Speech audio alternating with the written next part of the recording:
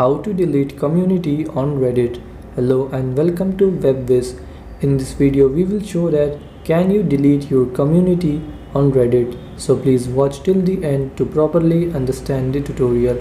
So open up your Reddit app first and then you have to tap on these three lines in the top left corner, and from here select your community. Then once you're on your community, you have to tap on these mod tools in the top right here. Then here in moderator tools, scroll down and under user management tap on moderators. Then here tap on editable, and here in editable you have to tap on your profile's three dots in the right side, and you have to remove yourself as the moderator.